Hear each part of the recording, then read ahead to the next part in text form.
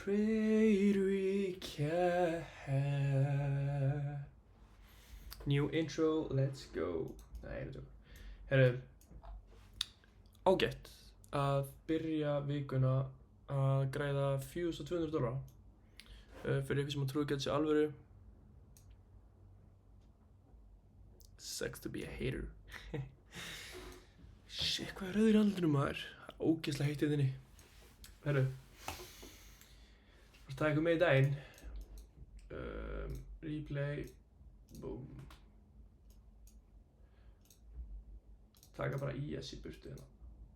Þurfum hann í. Ok. Opnum. Já, bara nákvæmlega hér. 9:30, boom. Hér. Ok. Það sem ég að hugsa, higher time frame. Við erum með þetta 15-minute gap og 30 mínútna gap og klukkutíma gap og þetta klukkutíma gap hérna uppi líka og síðan erum við með þessi stacks highs hér, öll þessi highs hérna og síðan erum við með þetta hérna high líka sem ég að fylgjast með.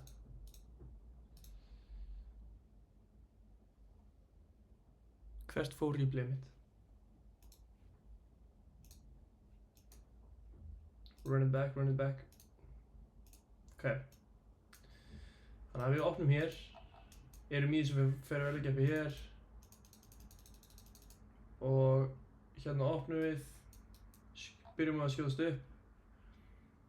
Ég býð bara, tökum út þessi hérna highs og ég er ekkert að fara að enda henni strax, ég er bara að bíða eftir að fá eitthvað confirmation og síðan förum við hérna upp, tökum þetta hérna high sem er líka 5 mínútna fyrir value gap hér. Svona, getum bara að delete þessu hérna.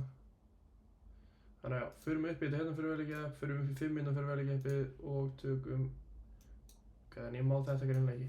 Ok, ef við förum á 5 mínútna time frameið, þá erum við með 5 minute fyrir value gap hér. Við erum með það hérna, þannig að ég er að fylgjast með því. En á sama tíma erum við búin að fara að taka buy side liquidity, við erum búin að fara í 5 minútna fyrir value gap og nú er ég bara að bíða eftir þessu CSD hér. My favorite confluence. Hvað gerum við? Byrjum að dumpa. Boom. CSD. Hvað gerir ég? Limit order. Set stop loss mitt bara hérna fyrir ofan þetta hér. Við inversum 5 mínútna gapið, það verður inverse value gap. Vá, hvað komið mikið að dóti hérna. Þetta verður inverse value gap, ég þarf ekki að hafa þetta hérna, þið veitir hvað það er. Og já, ég er með stop loss mitt fyrir ofan þetta hérna fyrir value gap og ég er með TP mitt á þessum hérna equal lows. Svo, maður sjá hvað gerist. Við erum fyllt hér. Perfect fill, perfect. Hvað hér er, ég er að fylgjast með þessu.